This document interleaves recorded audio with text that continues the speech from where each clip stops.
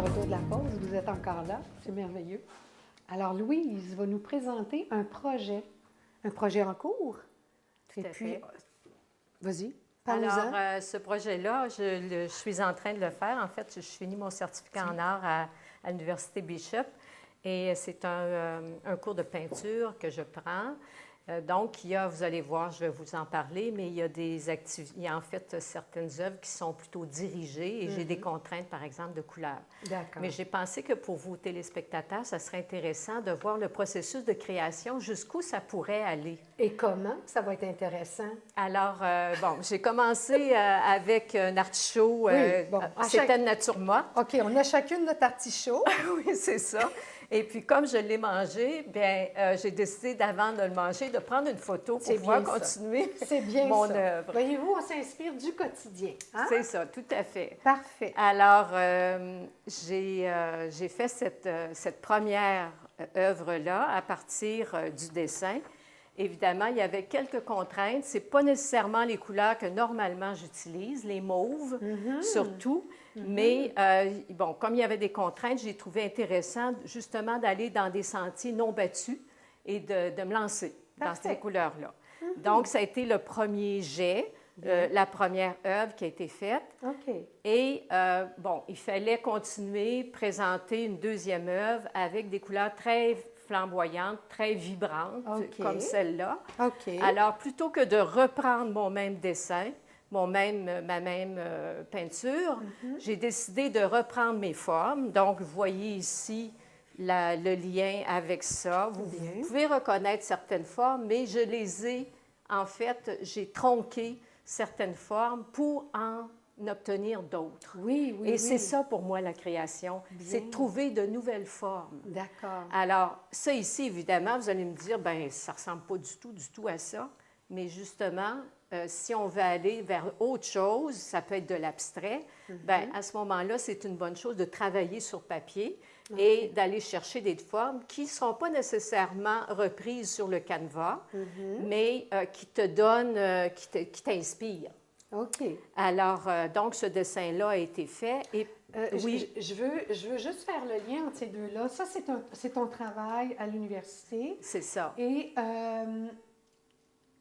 à la base, tu devais rendre quelque chose et c'était demandé de le déformer ou c'est toi qui as décidé ça? Ça, c'est moi qui ai décidé ça à cause de ma propension à faire l'abstraction. Oui. Fait que là, je voulais aller voir, j'allais dans d'autres lieux que le figuratif. OK. Alors, même si c'est pas complètement figuratif, ça pourrait être encore plus le vrai artichaut, l'artichaut tel qu'on le voit sur notre table. Mais ici, on peut le reconnaître, c'est un artichaut comestible et ici, il est devenu non comestible. Tout à fait.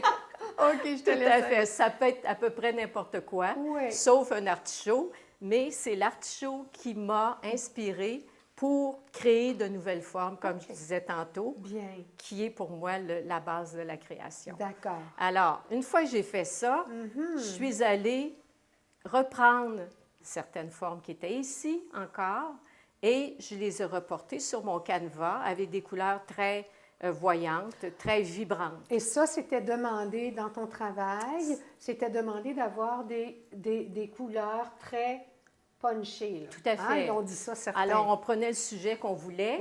On peut aller dans la création pure, comme on peut reprendre, par exemple, le premier et y aller dans des couleurs qui sont brillantes, qui sont vibrantes. Souvent des couleurs qui sont pas mal pures, sauf peut-être les lilas, couleurs mauve, etc. Alors, ça a donné ça en reprenant certaines formes encore que j'ai soit agrandies, soit diminuées.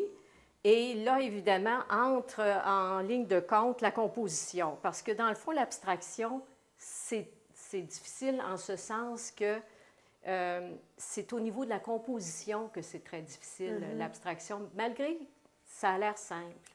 Mais pour que ça soit équilibré, les formes soient équilibrées, il faut le regarder. Et il y a un petit côté méditatif dans ça aussi. Alors, ça t'amène ailleurs, dans peut-être une autre dimension, parce que j'ai déjà fait aussi une série inspirée du livre de Hubert Reeves, Le Patience dans l'azur. Alors, j'aime bien ce qui est au-delà de notre planète. D'ailleurs, c'est dans l'air du temps. Et donc, cette toile-là, elle est inspirée par d'abord ça ici, mais finalement mes propres préoccupations quant à l'univers et quant à ce qu'il y a ailleurs que sur cette terre. Moi, je trouve ça extraordinaire parce qu'on entend des secrets, on dévoile des choses et ça permet à tous et chacun de se situer quelque part vis-à-vis l'art. Tout à fait. Aujourd'hui, tu nous amènes quelque chose dont on n'a jamais parlé. Et puis, si quelqu'un, par exemple, a le goût, par exemple, une artiste ou un artiste qui ferait beaucoup de figuratif et qui voudrait explorer l'abstraction, des fois, c'est difficile de passer du figuratif à l'abstraction. Oui. Alors, une des avenues possibles pour le faire, c'est justement de dessiner certaines formes ou de défaire certaines formes qu'on trouve en figuration, et puis de construire un autre tableau à partir de ces nouvelles formes-là. D'accord. Alors, c'est une façon de procéder qui peut peut-être aider. Parce qu'ici, on a une forme connue qu'on reconnaît quand même assez aisément, mais il y a la lumière, il y a la composition, il y a les vides, il y a tout ça qu'on essaie de reprendre. Ça guide donc pour arriver à l'abstrait bien bâti. Puis on peut encore plus simplifier, en fait, parce qu'ici, on voit que tout l'espace est travaillé pas mal, en tout cas ici, les ombres, etc.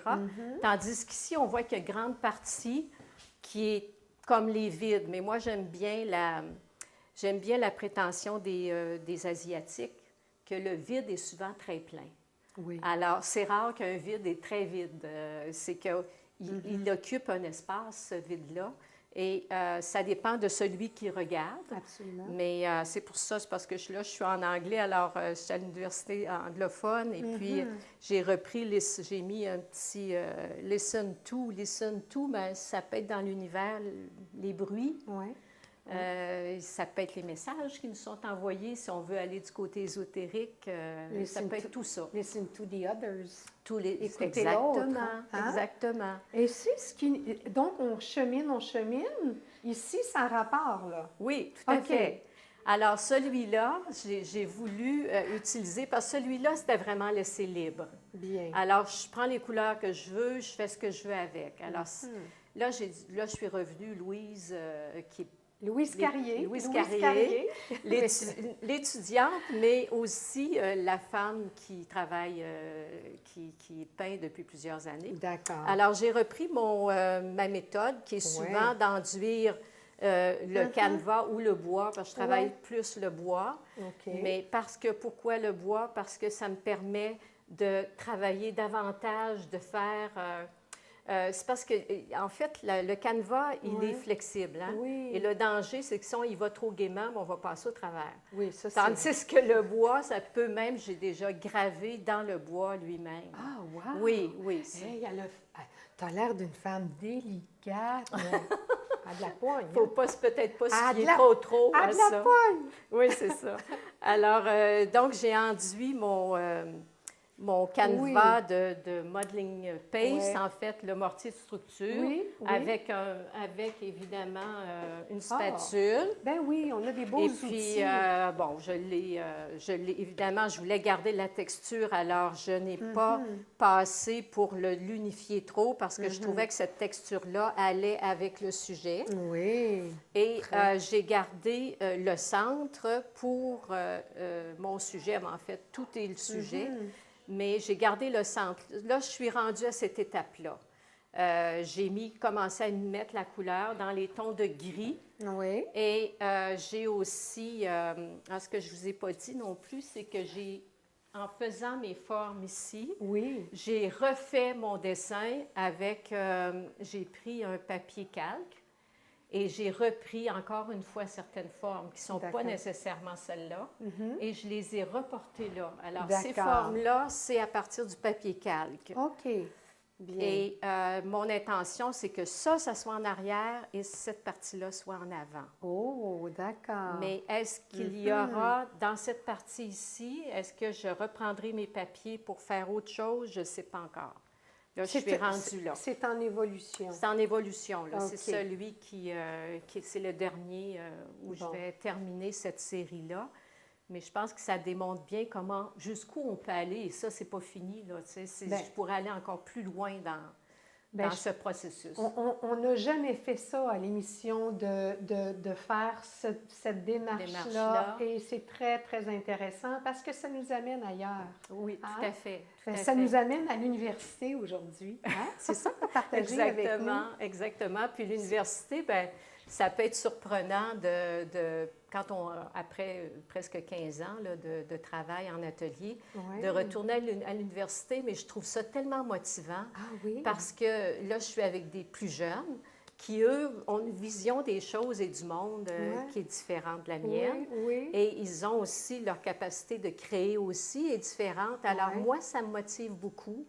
Et eux autres viennent voir mon travail, puis il y a des fois, ils sont surpris que j'aille dans des avenues où eux autres, peut-être, n'osaient pas. Alors, donc, tu es presque une guide, quelquefois. Jusqu'à un certain point. Oui. En fait, on s'inspire de ce qui nous entoure. Exactement. Quand on peint, là, ici, ça, c'était plus réfléchi. Hein? Il y a des démarches réfléchies, mais quand on peint, on s'inspire de ce qu'on est d'abord. Exactement. Et puis ce qu'on a vécu, par exemple, comme le voyage m'inspire énormément.